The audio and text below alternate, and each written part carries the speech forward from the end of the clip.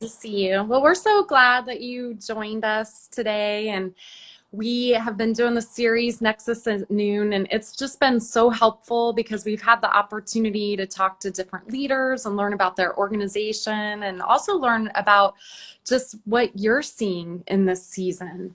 And so I just appreciate you taking the time to join us today. So do you mind just to introduce yourself to everyone, just if they haven't had the opportunity to meet you directly, and tell them a little bit about your organization and how and why it got started? Absolutely. So, first of all, thank you so much for having me. I really appreciate it. Yeah. Yes, my name is Whitney. I'm married to an awesome guy, Kevin. We've been married for it'll be 23 years Oh my this goodness. summer. Yes, three boys have that we've raised in the Charlotte area. We've been here since college. I was a teacher for a few years before having kids of my own, and then somehow ended up in children's ministry. I'm not exactly sure how, but yeah, so it's been a fun midlife, I have to say. But yes, Eyes Up for Life was birthed basically because of a family tragedy. Kevin and our family, we lost our oldest son, Tyler, just over 2 years ago to suicide. He was a week short of finishing up his fall semester in college. So His we really, freshman year, right? yes. Yeah. Yep. Freshman year, right out of the gate. The transition was real hard for him. So basically, our dream is to help equip students, parents, and teachers to have those crucial conversations that we think can really help, especially in times of transition. Um, we don't want any other parents to have to sit in the same seat that we're sitting in. It's not a fun seat, it's a horrible seat. So anything we can do to equip families and schools to have conversations that we think would be helpful, that's what we're trying to do. I know everyone is just so thankful for you, one, to share your story, but two, to take that story and figure out how you can help others. And I've had a front row seat a bit to some of the work that you've been doing and engaging with parents and students and within the school system. And then all of a sudden, this pandemic happened. And Yes. I know we chatted a bit about the fact that you actually needed to pivot because a lot of your communication was happening in schools or face to face with students. So tell me a little bit about how you have recently just pivoted and what you've been doing. Because I know you didn't stop engaging in these conversations, you've been full force at it. So share with people how you've been able to do that. We are. So we're trying to keep it going. And that looks like instead of going into schools and helping them kind of figure out what their plan could be to have conversations around mental wellness, um, we love the small group model. We love thinking about putting students in small groups that are peer led, having real conversations with people that they trust. But because they're not in school currently, that had to turn a little bit. So what we've really done is focused on equipping parents and teachers.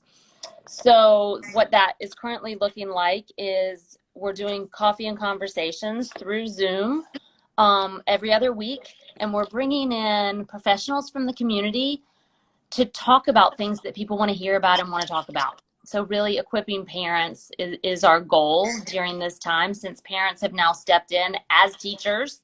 Yeah. So yeah, 2 weeks ago, we had someone come in and talk about trauma and have conversations around what trauma looks like, and the fact that we are all experiencing some trauma right now Yeah. because the world that we knew 2 months ago no longer exists. So we found that really helpful. Next week, we've got someone coming in to talk about transitions and what transitions look like throughout school, whether it be lower school, elementary school to middle school to up to high school, what those look like, and how we support our students through those transitions. And then high school to college, which is obviously a big one to me and on my Right. heart all the time. Yeah. Well, I know so many people, they wonder, I've heard parents ask, teachers ask, or just family members, what do students, high school students, what do they want to talk about? You've You know, asked those questions, so I know you have a really good insight into that. I have, and I love nothing more than sitting down with students one-on-one or in small groups and throwing that out there. And I have been amazed at how honest they are about what's going on in their life and what they want to have real conversations about. I think our generation is afraid to bring it up sometimes, Mm, but the kids are dying to talk about it. Things like anxiety, depression, having healthy relationships, anger, grief. I mean, let's be honest, they're hard conversations, but our it and they want support and they want to talk about it. and I think you mentioned to me the best way to engage is just to ask, right? If you're on the other side of a student or a high school student. And so how do you recommend that you engage types of conversations? To your point, we know students are telling us that they want to have them. So how do you recommend that you engage and initiate that? So first of all, don't be afraid to have relationships with students. Parents, it may be your friends of your own children that are coming over regularly. Don't be afraid to sit down around the island when you're, having cookies in the afternoon. Hey guys, what's going on with this? What's going on with, how are you feeling? Don't be afraid to talk about those feelings, even the hard feelings. Um, and I think the best way to do it is to keep that communication open. If you Yeah. have an open flow and you're continuing to have conversation, it's much easier when hard things come up to be able to just keep that conversation going. I've said before, don't be so afraid of the answer to not ask the question. And That's that great. doesn't just go around suicide and asking the question, hey, are you feeling low right now? And do you ever think about taking your own life? And although that is a really important question to ask, I think if we keep the conversation going and talk about the hard things all the time, then that's really a pretty easy question to ask. Yeah.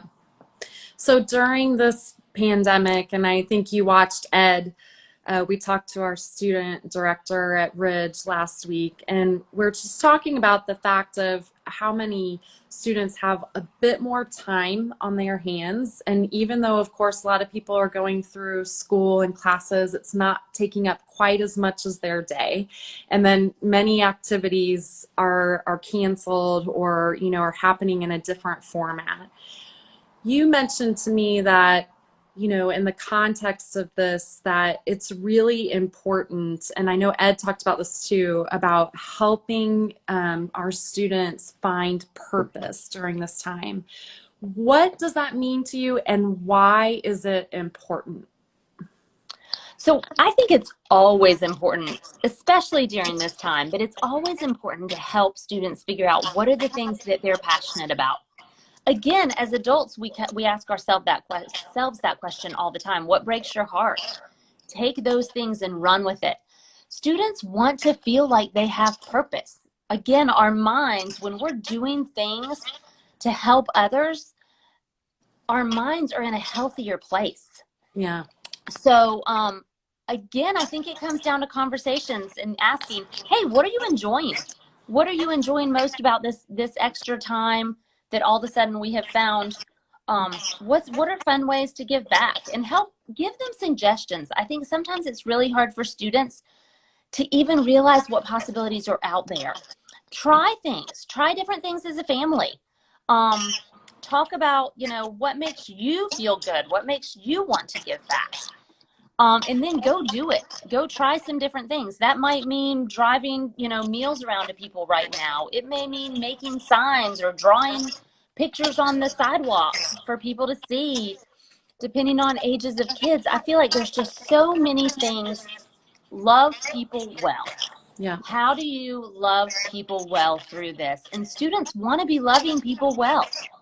And they want to take ownership of it, right? Yes. Don't tell them what to do. Give them, have a conversation with them about what the possibilities are, and then help equip them to do the things that they want to do.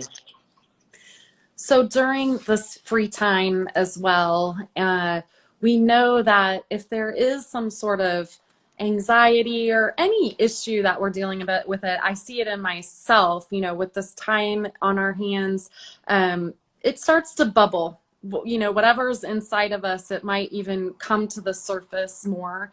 And so mental health, and for so many, is quite, you're seeing anxiety. It's quite the topic, right now in the context of just this pandemic and how people are feeling. What are some thoughts that you would provide on just how to help people and parents and students and teachers, like within the context of all of this, really address what's going on with mental health? Yes. So first, I would say we are in a stage that we have never been in before. A lot of people right now are feeling anxious, they're cooped up, they're missing their people. We're all feeling a little bit of that. So what you're feeling is normal. When it gets to a point that you're non-functional or that you feel like it's no longer normal, make sure you're talking to somebody. And that somebody doesn't have to be a professional. That person could be your neighbor, your friend, somebody that you trust, that you can be really honest with about how you're feeling. Again, sometimes that does need to be a professional. And thank goodness we have so many in the Charlotte area and around all over that are so good and willing to work through this. I know those that I talk to are working really hard right now. Yeah. So make sure you're reaching out to someone. It's a very isolating time. It's easy to get in yourself so much that you're forgetting that everybody else is out there, and that's a hard place to be. Well, I appreciate the time. Tell people a little bit about if they want to stay engaged with what you're doing at Eyes Up, how they can get involved, how they can learn more. What would be the best way for them to reach out to you? Yep. So currently our website is up and going.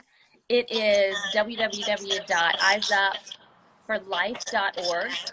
You can sign up there to receive email updates, which I will tell you right now I'm guilty of. I haven't done one in a while. So I will That's try to get okay. on We that have very grace. quickly. And that I will put a link to be able to start attending our coffees and conversations over the next couple weeks on that website, as well as yeah, that's really the best way to get in touch with me. Follow me, Whitney D. Allard, on Instagram. I'm going to start posting. This is my first Instagram anything. So we're so glad to see the Instagram, first. Instagram and Facebook. I'll try to keep updated so that everybody knows kind of what's going on. So we'll drop your website in the post with this video, but you mentioned these Zoom calls. So those are open to the public. Can you just tell people when they are and just a little bit more context about them? Because I think it's fantastic that people can join those right now. Absolutely. So it started as one school, kind of working with one school to equip their parents, and it really has grown into, hey, why aren't we opening this up to all schools? This is just good information. So I will put the link. If they're happening every other week on Monday morning, with the exception of Memorial Day. That week it will be a different day, but we will have all the topics and all the dates on our website starting next week. And next week we are meeting with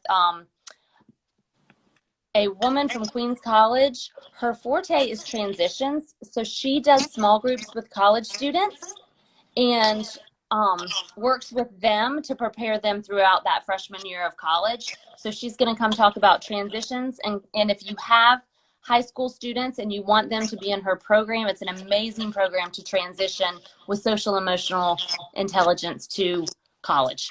Great. So next Monday morning, and we'll send a link if people want to join that and stay engaged with what you're doing. That's fantastic.